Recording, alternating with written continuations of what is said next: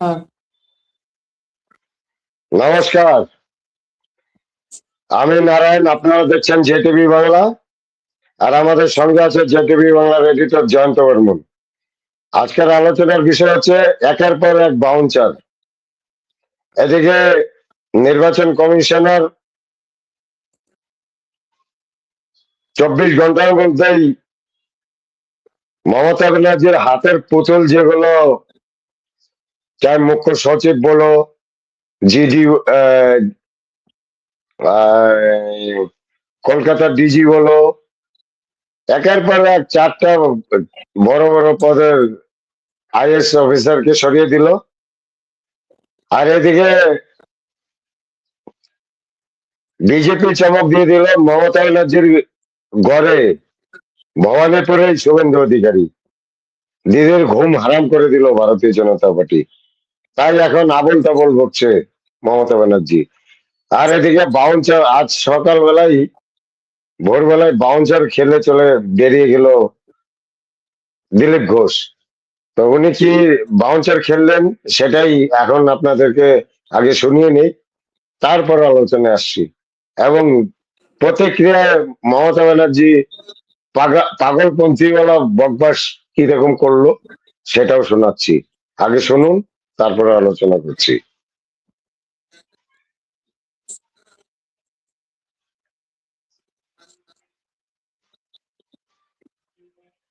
মদন মিত্রি বা চেতলার বাড়িতেও অ্যাটাক হতে পারে, আর এটা হবেও ভোটের আগে, জেনে রাখুন।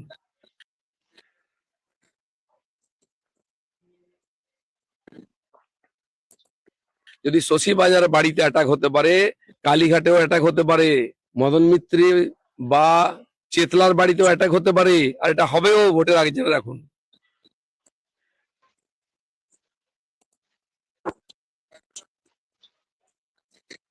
এই ছিল ভিডিও। তো ঠিকই বলেছে, যা বলেছে দিলীপ ঘোষ একদম সঠিক কথাই বলেছে। এখন পশ্চিমবাংলার জনগণ জেগে গেছে, ঠিক আছে? পশ্চিমবাংলার জনগণ জেগে গেছে। পশ্চিমবাংলার জনগণ ভালোভাবেই জানে পুলিশ প্রশাসন ফলানা ঢেকানা দিয়ে এদের কোনো সুরক্ষার ব্যবস্থা হবে না। নিজের আত্মরক্ষার, নিজের সুরক্ষার ব্যবস্থা নিজেই করতে হবে। আর এই মমতা ব্যানার্জিকে যতক্ষণ অ্যাটাক না করবো ততক্ষণ তৃণমূলের মোরাল ভাঙা যাবে না। তৃণমূলের মোরাল ভাঙতে গেলে কালীঘাটে অ্যাটাক করতেই হবে। এটা দিলীপ ঘোষ একদম সঠিক কথাই বলেছে। বিজেপিকে বুঝতে হবে যে কালীঘাটে অ্যাটাক করতেই হবে। অবশ্য বিজেপির প্রথম আঘাত তো শুরু হয়েই গেল, ভবানীপুরেই অ্যাটাক করে দিল শুভেন্দু অধিকারীকে দিয়ে।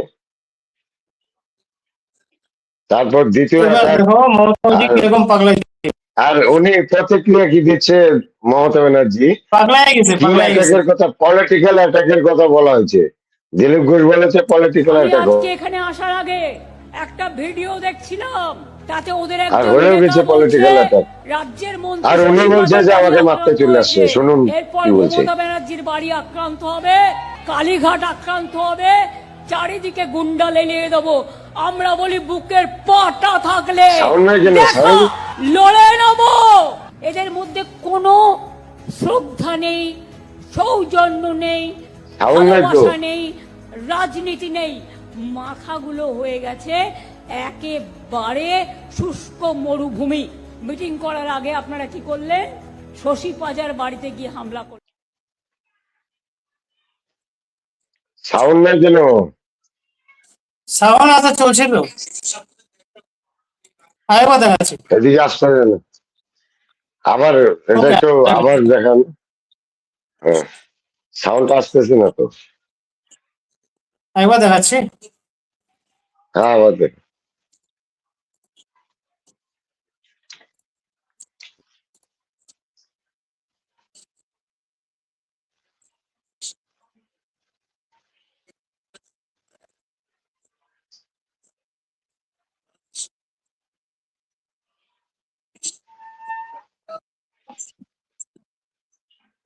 নেতা বলছে রাজ্যের মন্ত্রী শশী পাজার বাড়ি আক্রান্ত হয়েছে, এরপর মমতা ব্যানার্জির বাড়ি আক্রান্ত হবে, কালীঘাট আক্রান্ত হবে, চারিদিকে গুন্ডা লেলিয়ে দেবো। আমরা বলি বুকের পাটা থাকলে দেখা লড়ে নেব। এদের মধ্যে কোনো শ্রদ্ধা নেই, সৌজন্য নেই, ভালোবাসা নেই, রাজনীতি নেই। মাথাগুলো হয়ে গেছে একেবারে শুষ্ক মরুভূমি। মিটিং করার আগে আপনারা কি করলেন? শশী পাজার বাড়িতে গিয়ে হামলা করলেন। লজ্জা থাকা উচিত। লজ্জা, ঘৃণা, ভয় তিন থাকতে নয়। আপনাদের প্ররোচনায় হামলার বদলে আমরা করব না, কিন্তু মনে রাখবেন অনেক সহ্য করেছি। আগের বার বলেছিলাম 2011-য় বদলা নাই, বদল চাই। আর এবার বলছি বিজেপি হাটাও, দেশ বাঁচাও, বিজেপিকে বয়কট করো। কি ধরনের ভাষা কয়? উনি আবার বলছে রাজনীতির আলাপ, বিজেপিকে বয়কট করো। তোর বাপের দম আছে? বাংলার মুখ্যমন্ত্রী তোকে বলছি, তোর বাপের দম আছে বিজেপিকে বয়কট করে? বিজেপি 21টা রাজ্য চালাচ্ছে, 21টা রাজ্য, আর এবার বাংলাও চালাবে। কারণ বিজেপির যে আইডিওলজি বাংলার থেকে জন্ম। ডক্টর শ্যামাপ্রসাদ মুখার্জি বিজেপির আইডিওলজি তৈরি করছে। মমতা ব্যানার্জিকে চ্যালেঞ্জ করলাম, যদি পারে এবার ঠেকায় দেখাক বাংলাকে। এবার বাংলা বিজেপির হাতে।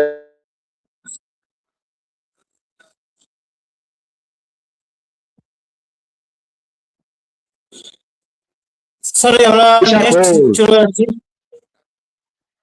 বিলকুল নেশাখোর, ড্রাগসের নেশা করার মতো কথাবার্তা বলে। আমার মনে হয় নেশা করে। এদেরকে নাকেও টেস্টিং করানোর দরকার এই ধরনের আরে মুখ্যমন্ত্রী। এরা যে 2021-এ যা কীর্তি করলো, এরা বলে রাজনীতির কথা। এরা তো মানে ভীতি কিচ্ছা করে রাখলো, আর আমার তো মনে হয় কি, হামলা আমার কি করে মনে রাখলো। হয়, আমি জানি না বাংলার মানুষের সন্দেহ হয় কিনা, আমার ব্যক্তিগত সন্দেহ আমি উত্থাপন করছি। আমার মনে হয় মমতা ব্যানার্জি ড্রাগসের নেশা করে। আমার মনে হয় আমাদের মুখ্যমন্ত্রী ড্রাগসের নেশা করে। তাছাড়া এই ধরনের বক্তব্য হইতেই পারে না। একটা পাগলের মতো বক্তব্য, যে আমাকে মারতে চায়। কথাটা কি কইছে? অ্যাটাক, পলিটিক্যাল অ্যাটাকের কথা। আর ও কইতেছে আমাকে মারতে যাবে, গুন্ডা লেলিয়ে দিয়েছে। কি ধরনের ভাষা কয়? আমাকে জানে মেরে ফেলানোর চেষ্টা হচ্ছে। মানে যে কোয়ালিটির রাজনীতি করে, সে অন্যকে ওই কোয়ালিটির রাজনীতি ভাবে। ভিকটিম কার্ড খেলতে খেলতে কোথায় নিয়ে দাঁড় করাইছে? এই ধরনের ভিকটিম কার্ড খেললে আর আমরা কি কোন জায়গার বিপ্লবীতে আসছি? আমরা পাগল না ছাগল? আমরা 50 বছর থেকে কেন্দ্রের বিরোধিতা করতে করতে আমাদের পিঠ দেওয়ালে ঠেকে গেছে। আমরা আজও বুঝতেছি না যে একটা পলিটিক্যাল পার্টিকে তৈরি করছে বাংলার মনীষী ডক্টর শ্যামাপ্রসাদ মুখার্জি। সেই পার্টির আইডিওলজি দিয়ে সারা ভারতবর্ষ চলছে, আর বাংলা চলবে না? এটা বাঙালির জন্য লজ্জা না তো আর কি?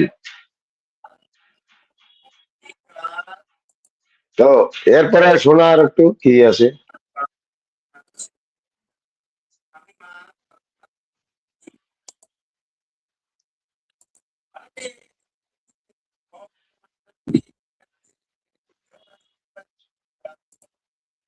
আচ্ছা,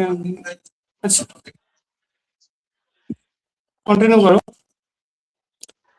আমি বের করছি। হ্যাঁ আচ্ছা, তারপর হচ্ছে এবার মমতা ব্যানার্জি আরো একটু পাগল হয়ে যাওয়ার কারণ হচ্ছে ওনারা যে তৈরি করা মালগুলা ছিল না, আইএস আইপিএস গুলা, এগুলাকে তাবদলা করে দিচ্ছে, এদিক সেদিক করাই দিচ্ছে। ওই জন্য আরেকটু নন্দিনী চক্রবর্তী হয়ে গেল। এইসব মানে এদেরকে ব্ল্যাকমেল করে নন্দিনী চক্রবর্তী যারা ছিল আর কি, এগুলোকে হয় ব্ল্যাকমেল করে রাখছিল মমতা ব্যানার্জি, বা আর কিছু করে মানে আর হাতের মুঠোতে রাখছিল, টাকা পয়সা দিয়েই হোক।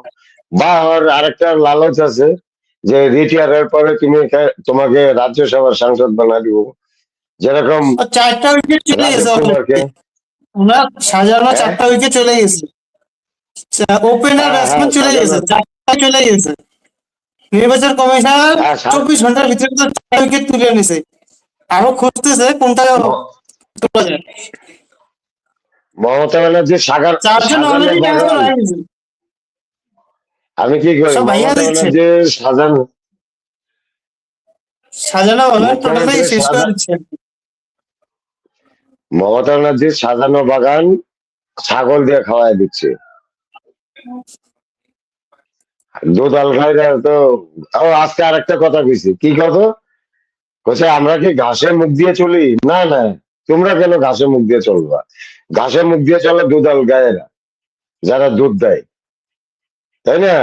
এবার হ্যাঁ, এখনো বুঝার থাকলে বুঝা নেই দুধাল গায়েরা, যে আমরা কি দুধাল গাই হয়ে থাকবো, একটা জানোয়ার হয়ে থাকবো, না মানুষ হবো? ওরা অ্যান্টি উইমেন। দুধাল গাইদের বুঝার সময় আসছে। স্টেট গভর্নমেন্টের কাছে লিস্ট চাইতেন, আমরা 3টে করে নাম পাঠাতাম, তার থেকে ওনারা সিলেক্ট করতেন। এ সুমোটো যেন মগের মুলুক, যেন দিল্লি কা লাড্ডু, যেন জমিদারি। নন্দিনী চক্রবর্তী সিএস ছিল, একজন বাঙালি মহিলা। আপনারা অ্যান্টি বেঙ্গলি শুধু নয়, অ্যান্টি হিন্দুও, অ্যান্টি হিন্দিও। আমি প্রমাণ করে দিচ্ছি। আপনারা নন্দিনী চক্রবর্তীকে রাত্রি 12:30টার পরে তাণ্ডব করে তাকে ঘাড় ধাক্কা দিয়ে বের করে দিলেন। একবার রাজ্যকে জিজ্ঞেস করার প্রয়োজন মনে করলেন না, বিজেপি দালালি করতে গিয়ে। ঠিক আপনাদের, লজ্জা আপনাদের। 2, হোম সেক্রেটারিও বাদ, তিনি তো নন বেঙ্গলি, কেন বাদ হলো? ডিজি কে ছিলেন? পীযূষ পান্ডে, এক কথায় বাদ, তিনি তো নন বেঙ্গলি ছিলেন। সুপ্রতিম কে ছিল কলকাতা পুলিশ কমিশনের? বাঙালি ছিল। বিনীত গোয়েল কে ছিল? নন বেঙ্গলি ছিল। তার মানে আপনারা শুধু বাংলা নয়, নন বেঙ্গলি এফিসিয়েন্ট অফিসারদেরও বাদ দিয়েছেন। আপনারা দেখেছেন বিজেপির কথায় কারা কাজ করবে, তাদের দেখে দেখে চয়েস করছেন। কিন্তু জেনে রাখুন, বিনাশকালে বুদ্ধিনাশ। যে অফিসারকেই পাঠান তারা সবাই আমাদের হয়ে কাজ করবে, মানুষের হয়ে কাজ করবে, বাংলার হয়ে কাজ করবে। বিজেপির কথায় ডিএম চেঞ্জ করবেন, এসপি চেঞ্জ করবেন, আইসি চেঞ্জ করবেন 1.5 মাসের জন্য। তারপর মনুষ্যত্ব কিন্তু চেঞ্জ করতে পারবেন না, মানুষকে চেঞ্জ করতে পারবেন না। নাই, মাথায় কিছু নাই, এখন মগজ খালি না, হয়ে গেছে। একটা কথা ঠিক বলছে, একটা কথা ঠিক বলছে, যে যারাই আসুক আমাদের জন্যই কাজ করবে,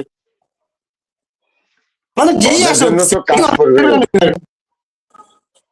ওই ওদের জন্য জন্যই কাজ আমি করবে। বলছি, আরে কার জন্য কাজ করে করুক, মানুষ যখন এক কাট্টা হয়ে যাবে, মানুষকে এক কাট্টা হতে হবে। আমি তো একটা কথা বারবারই বলি, যে মানুষকে এক কাট্টা হইতে হবে, প্রশাসনের ভরসা থাকা যাবে না।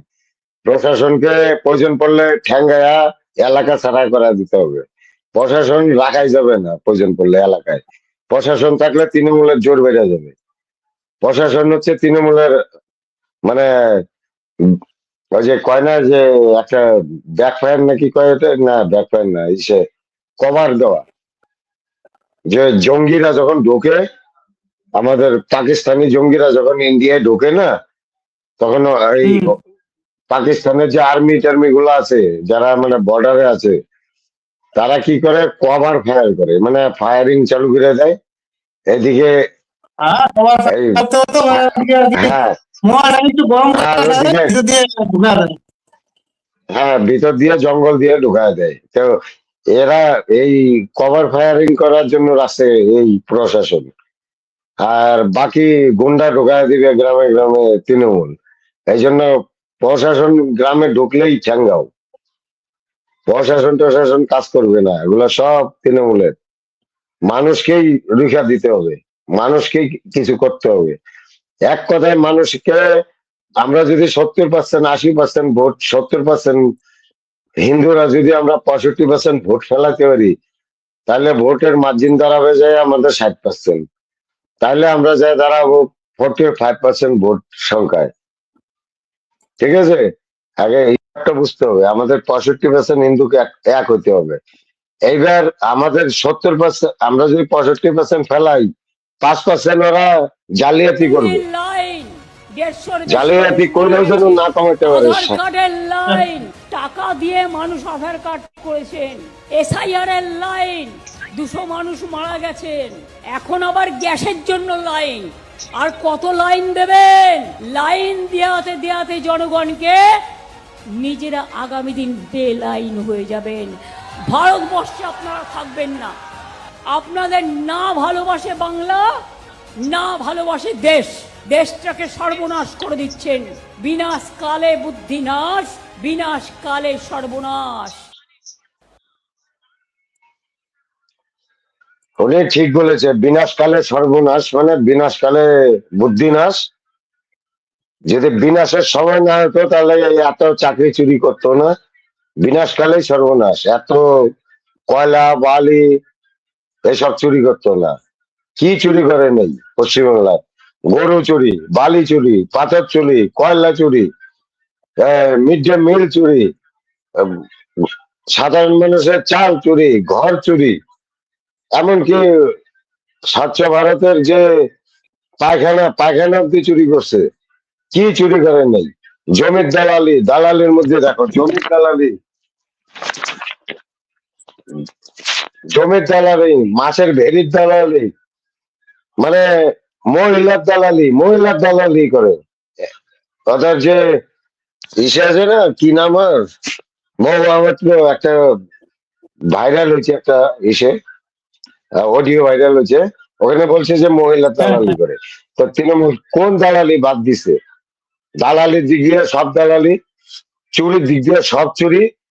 সাধারণ মানুষকে জুয়া খেলাচ্ছে, মদ খাওয়াচ্ছে, মদের লাইসেন্স অ্যাভেলেবেল, জুয়ার লাইসেন্স অ্যাভেলেবেল, হাটে ঘাটে রাস্তার কিনারে লটারির টিকিট নিয়ে বসে আছে, জুয়া চলছে দেদার। মানে রাজ্যটাকে একটা নৈরাজ্যের পজিশনে পৌঁছায় দিছে। এটাই বিনাশকালে বিপরীত বুদ্ধি, মমতা ব্যানার্জির বুদ্ধি।